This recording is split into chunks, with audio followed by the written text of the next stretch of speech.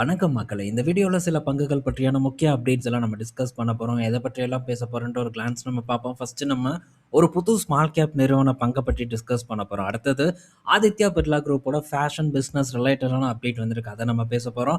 So Bansal வயருக்கு கிடைச்ச ஒரு புது கான்ட்ராக்ட்ட பத்தி டிஸ்கஸ் பண்ண போறோம். அடுத்தது டாடா சன்ஸ் அண்ட் ரிலையன்ஸ் இத 2 பற்றியான ஒரு அப்டேட் இருக்கு. இதையும் நம்ம டிஸ்கஸ் பண்ணலாம். ஸோ ஃபர்ஸ்ட்டு நம்ம இந்த ஸ்மால் கேப்ல இருந்து வந்து ஆரம்பிப்போம். ஸோ ஸ்மால் கேப் பற்றி நம்ம அவ்வப்போது வந்து டிஸ்கஸ் பண்ணுறோம். ஸோ அதில் இருக்கக்கூடிய விஷயங்களை பற்றி தெளிவாக நம்ம பார்த்துட்டு இருக்கோம். ஸோ அதை வந்து தொடர்ந்து நம்ம ட்ராக் பண்ணிட்டு வந்துட்டு இருக்கோம். சரியான ஒரு நேரத்துக்காக பொறுத்திருந்துட்டு வந்துட்டு இருக்கோம். அப்படிப்பட்ட நிலையில் ஒரு புது ஸ்மால் கேப் நிறுவனம் பார்த்தீங்கன்னா என் கண்ணில் பட்டுது. ஸோ அந்த நிறுவனம் பார்த்தீங்கன்னா வேக்ஃபிட் அப்படிங்கிற ஒரு நிறுவனம். ஸோ ரீசெண்டாக பார்த்தீங்கன்னா ஐபிஓவில் லிஸ்டான ஒரு நிறுவனம் தான் இந்த வேக்ஃபிட் இன்னோவேஷன் லிமிடெட். ஸோ இந்த நிறுவனம் பார்த்தீங்கன்னா லிஸ்ட் ஆனதுலேருந்து தொடர்ந்து சரிவை போஸ்ட் பண்ணிட்டு இருக்கு. ஸோ லிஸ்ட் ஆனதுக்கப்புறம் இதோட பீக் அப்படின்னு நம்ம பார்த்தா 225 வரைக்கும் மேலே போயிருக்கு.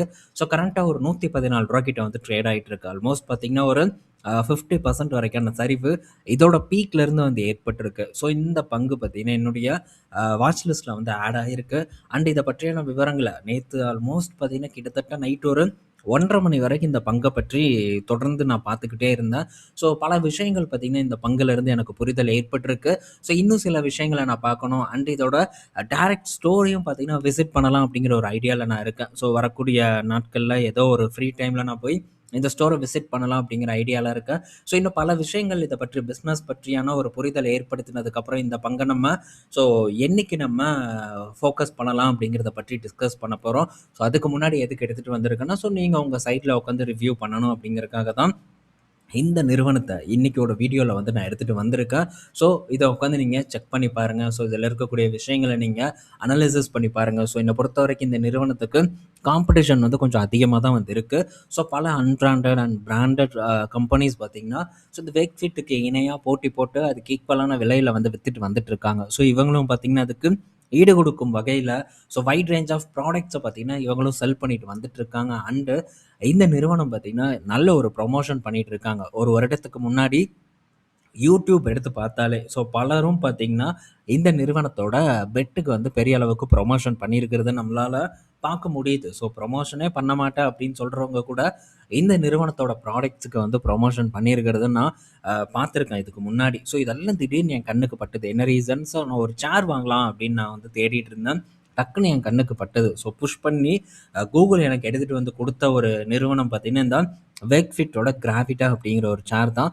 ஸோ ஒரு நல்ல ரேட்டில் ஒரு 6000 அந்த ரேஞ்சில் ஒரு நல்ல சேர் பார்த்திங்கன்னா இவங்க காமிச்சாங்க. ஸோ அதை போய் நான் டேரெக்டாக ஷோரூமில் பார்த்துட்டு அதுக்கப்புறம் டிசைட் பண்ணலாம் அப்படின்ட்டு எடுத்து வச்சுருக்கேன். ஸோ அதுக்கப்புறம் தான் இந்த பங்கை எடுத்து நான் உட்காந்து ரிசர்ச் பண்ண ஆரம்பித்தேன். ஸோ நிறைய விஷயங்கள் பார்த்திங்கன்னா நல்ல விஷயங்களாக இருக்குது. ஸோ ஃப்யூச்சர் க்ரோத் பார்த்திங்கன்னா எனக்கு இன்னமும் இந்த இடத்துல ரொம்ப நல்லா இருக்கும்னு நான் நினைக்கிறேன்.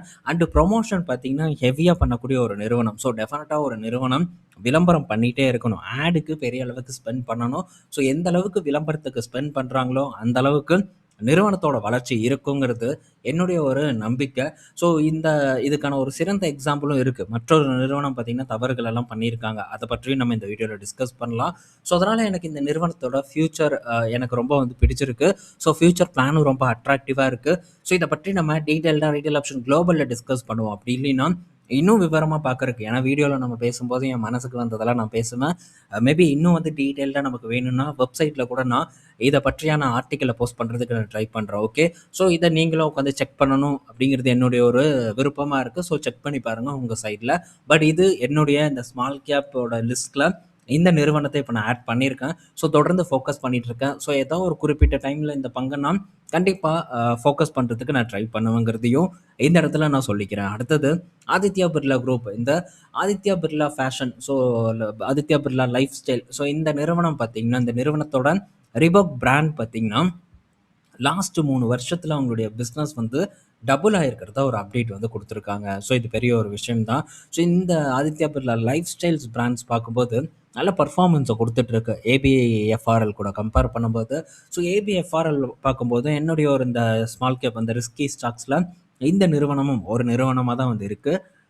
ஸோ இந்த ஆதித்யா பிர்லா எஃப்ஆர்எல், ஸோ இந்த ஏபிஎஃப்ஆர்எல்ல பார்த்தீங்கன்னா அதுவும் ஒரு பக்கம் போயிட்டுருக்கு. ஸோ இன்னும் வந்து அந்த இடத்துல நான் ஃபைனல் டிசிஷன் பண்ணல. பட் அதை பற்றியான விவரங்களை நான் டிஸ்கஸ் பண்ணிகிட்ருக்கேன். பட் இந்த ஆதித்யா பிர்லா லைஃப் ஸ்டைல் பார்க்கும்போது ஓரளவு பெட்டரா பெர்ஃபார்ம் பண்ணிட்டு இருக்காங்க. அதுக்கு உதாரணம் தான் இந்த ரீபாக்கோட வந்து சேல்ஸு. பட் இந்த நிறுவனத்தில நமக்கு சான்ஸ் இல்ல. நம்ம ஏபிஎஃப்ஆர்எல்ல மட்டும் தொடர்ந்து வந்து ஃபோக்கஸ் பண்றத பத்தி, அதாவது அதில இருக்கக்கூடிய விஷயங்கள வந்து நம்ம தெரிஞ்சுக்கிறதுக்கு ட்ரை பண்ணுவோம். நல்ல லெவலுக்கு வந்து நம்ம வெயிட் பண்ணுவோம். ரிஸ்க் இல்லாத லெவல் கிடைச்சதுன்னா, ஸோ சூஸ் பண்றத பத்தி திங்க் பண்ணலாம். அடுத்தது ஸோ இந்த கோல்ட் ரிலேட்டடான அப்டேட் வந்திருக்கு. எஸ்சிசிஎல் இது வந்து தெலங்கானா கவர்மெண்ட் அண்ட் சென்ட்ரல் கவர்மெண்ட்டுக்கு இடையிலான ஒரு ஜாயின்ட் வெஞ்சர் அப்படின்னே சொல்லலாம். 51% ஸ்டேக்க சென்ட்ரல் கவர்மெண்ட் வச்சிருக்காங்க. பேலன்ஸ் பார்த்தீங்கன்னா தெலங்கானா கவர்மெண்ட் வச்சிருக்காங்க.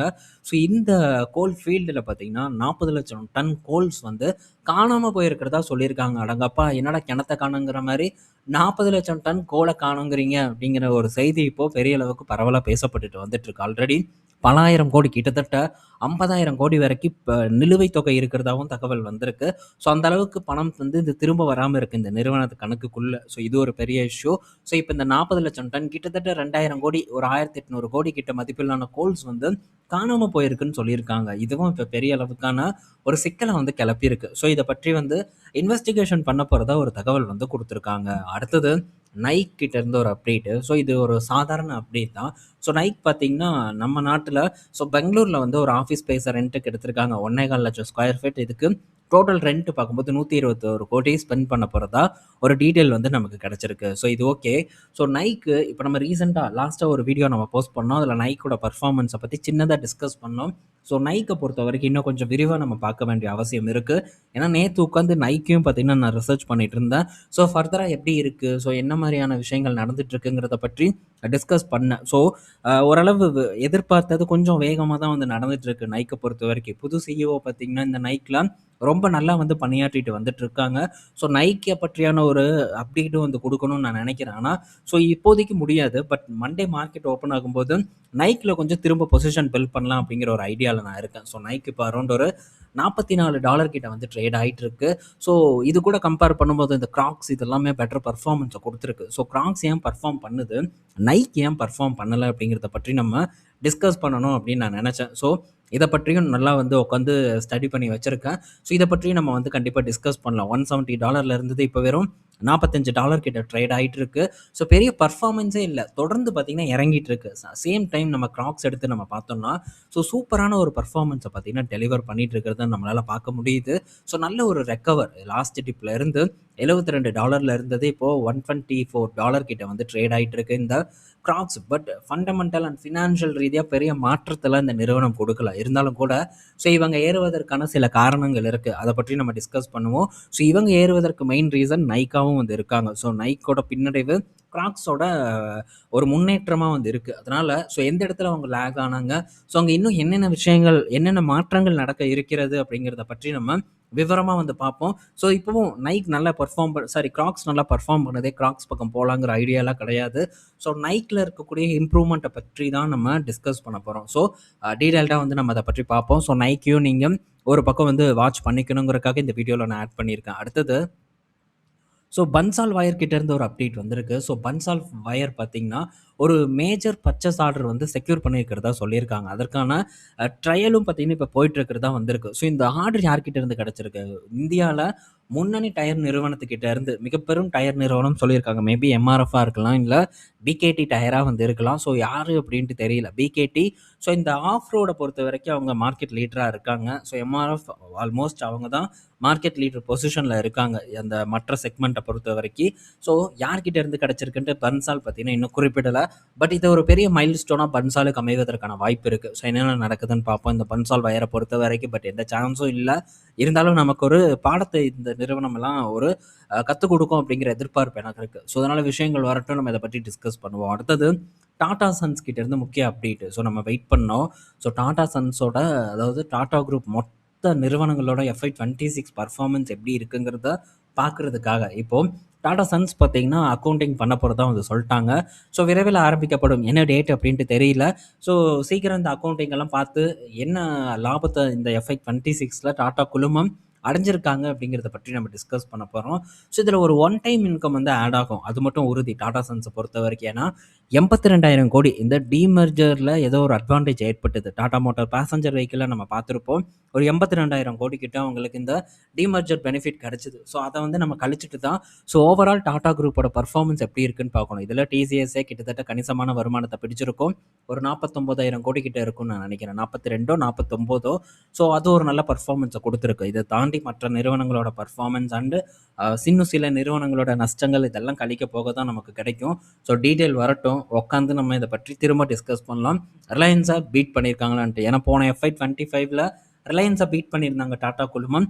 இந்த டைமும் அது நடந்திருக்காங்கிறத பொறுத்திருந்து பார்ப்போம். அடுத்தது ஸோ டாடா ட்ரஸ்ட்டு பார்த்திங்கன்னா இந்த FY26ல் மட்டும் ஒரு 1,600 கோடி பார்த்திங்கன்னா நல்ல காரியங்களுக்காக ஸ்பெண்ட் பண்ணியிருக்கிறதா ஒரு தகவல் வந்து கிடச்சிருக்கு. ஸோ ரீசெண்டாக டாடா குழுமத்து மேலே பல இஷ்யூ வந்துட்டுருக்கு. கார்ப்பரேட் கவர்னன்ஸ் ரிலேட்டடாக பல வகையில் பார்த்திங்கன்னா இந்த நிறுவனம் தாக்கப்பட்டுட்டு வந்துட்டு இருக்கிறத நம்ம பலமுறை வந்து பேசியிருப்போம். ஸோ இதை பேசினாலும் எதிர்ப்பு தான் வருது. இருக்கக்கூடிய விஷயங்களை கூட கேட்குறதுக்கு தயாராக இல்லாத நிலைமையில் இருக்காங்க. சினிமாவில் எப்படி விஜய் அஜித் நடிச்சுக்கிறாங்களோ இங்கேயும் அதே தான் வந்து நடந்துட்டுருக்கு. பட் உண்மை என்ன அப்படிங்கிறத நம்ம பார்க்கணும், அது ரொம்ப முக்கியமானது. ஸோ நான் டாடா குழும நிறுவன பங்குகளை ஃபோக்கஸ் பண்ணுறது உங்களுக்கே தெரியும். சொல்லப்போனால் டாடா குழும நிறுவனமான Tata power and Tata consumer இது ரெண்டும் தான்.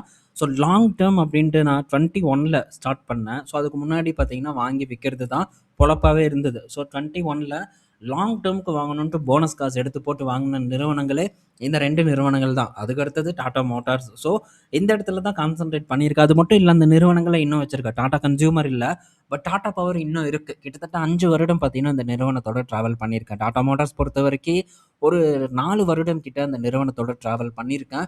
ஸோ இன்னும் பண்ணிக்கிட்டும் வந்து இருக்கேன். நெக்ஸ்ட் ஆப்பர்ச்சுனிட்டிக்கு வெயிட் பண்ணிகிட்டு இருக்கேன். பட் இருந்தாலும் ஸோ இங்கே இருக்கக்கூடிய விஷயங்களை நம்ம பேசி தானே ஆகணும். பட் அதை ஏற்றுக்கக்கூடிய மனப்பான்மை பலருக்கும் இல்லாமல் இருக்குது. ஸோ அது ஒன்றும் பண்ண முடியாது. பட் நம்ம எல்லாத்தையும் வந்து டிஸ்கஸ் பண்ண ட்ரை பண்ணுவோம். ஸோ நெக்ஸ்ட்டு பார்த்தீங்கன்னா ரிலையன்ஸ் வந்து இவங்களும் பார்த்தீங்கன்னா ஸ்பெண்ட் பண்ணியிருக்காங்க. எவ்வளோ 2,248 கோடி FY26ல் பார்த்தீங்கன்னா இவங்க அந்த டொனேஷன் மாதிரி ஸ்பெண்டிங் பார்த்தீங்கன்னா பண்ணியிருக்காங்க. Corporate responsibility fund. ஸோ இவங்க ஸ்பெண்ட் பண்ணது டாடா குழுமத்து கூட கம்பேர் பண்ணும்போது 600 கோடி அதிகமாக தான் வந்து பண்ணியிருக்காங்க. ஸோ ஓவராலாக நம்ம இதுக்கு முன்னாடி டிஸ்கஸ் பண்ணோம், டாட்டாவோ ரிலையன்ஸோ மற்ற நிறுவனங்களோ அனைவரும் பார்த்தீங்கன்னா இந்த ஸ்பெண்டிங் பார்த்தீங்கன்னா கண்டிப்பாக வந்து பண்ணிக்கிட்டு தான் இருப்பாங்க. ஃபாரின் கம்பெனிஸ் உட்பட அனைத்தும் பார்த்தீங்கன்னா இந்த வகையான விஷயத்துக்கு தொடர்ந்து பார்த்தீங்கன்னா பண்ணிக்கிட்டே தான் இருப்பாங்க. பட் இதையும் நம்ம பிஸ்னஸ் கூட போட்டு குழப்பிக்க கூடாதுங்கிறது என்னோட கருத்து. எவ்வளோ ஸ்பெண்ட் பண்ணிட்டு போகிறான் அதை பற்றி எனக்கு எந்த கவலையும் இல்லை. என்னுடைய ஒரு நோக்கம், ஸோ இந்த இடத்துக்கு வரமா, பங்கு நல்ல இடத்துல இருக்கா, நல்ல ஒரு வாய்ப்பை கொடுக்குமா, ஸோ நல்ல ஒரு பிஸ்னஸ் பண்ணிட்டு இருக்கக்கூடிய நிறுவனமா, இதுதான் என்னுடைய ஃபஸ்ட்டு ஃபோக்கஸாக இருக்கக்கூடிய விஷயம். இதுதான் எனக்கு ரொம்ப முக்கியமான விஷயம். எவ்வளவோ வந்து இவங்க தொண்டு செய்யட்டும், அதை பற்றி எந்த ஒரு கவலையும் எனக்கு இல்லை. ஸோ எந்த தொண்டையும் பார்த்தீங்கன்னா நம்மளாம் அனுபவிக்க போகிறது கிடையாது. ஸோ இது எங்கேயோ ஒரு பக்கம் பண்ணுறாங்க.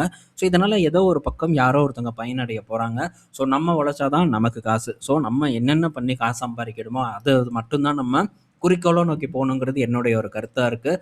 ஸோ நெக்ஸ்ட்டு பார்த்தீங்கன்னா ஸோ எல்ஐசி கிட்ட இருந்து அப்டேட் வந்திருக்கு. ஸோ எல்ஐசி பார்த்தீங்கன்னா அவங்களுடைய மார்க்கெட் லீடர்ஷிப்பை தொடர்ந்து பார்த்தீங்கன்னா வலுப்படுத்துறதுக்கான விஷயங்களை இவங்க பண்ணிக்கிட்டு வந்துட்டு இருக்கிறத அவங்க நிறுவனத்தோட சிஇஓ வந்து தெரியப்படுத்தியிருக்காங்க. லைஃப் இன்சூரன்ஸ் செக்மெண்ட்டை பொறுத்த வரைக்கும் 60%க்கு மேலே மார்க்கெட் ஷேரை இவங்க தான் வந்து ஓன் பண்ணுறாங்க. ஸோ அது போக பல பேங்க்ஸோட டைப் பண்ணியிருக்காங்க இன்சூரன்ஸ் பாலிசியை வந்து விற்கிறதுக்கு. ஸோ ஆக மொத்தத்தில் இன்சூரன்ஸில் சொல்லவே வேண்டாம், எல்ஐசி தொடர்ந்து பார்த்தீங்கன்னா முக்கியமான ஒரு இடத்துல இருக்கக்கூடிய நிறுவனமாக தான் வந்து இருந்துட்டு இருக்கு. மற்ற இன்சூரன்ஸ் கம்பெனிஸும் இப்போ சரிவடைஞ்சிட்டு வந்துட்டு இருக்கிறத நம்ம பார்த்துட்டு இருக்கோம். ஸோ இன்சூரன்ஸ் கம்பெனிஸை பொறுத்த வரைக்கும் எனக்கு அந்த அளவுக்கு ஒரு இது இல்லை. ஸோ ஒரு ஈடுபாடு இல்லாமல் இருக்குது. பட் அதை பற்றியும் நம்ம எக்ஸ்ப்ளோர் பண்ணுறதுக்கு ட்ரை பண்ணுவோம். ஸோ இந்த வீடியோவில் நம்ம பல இன்ஃபர்மேஷன் பற்றி டிஸ்கஸ் பண்ணியிருப்போம். பயனுள்ளதாக இருக்கும்னு நான் நினைக்கிறேன். ஈவினிங் நம்ம இன்னொரு வீடியோவில் மீட் பண்ணுவோம். பாய் மக்களே.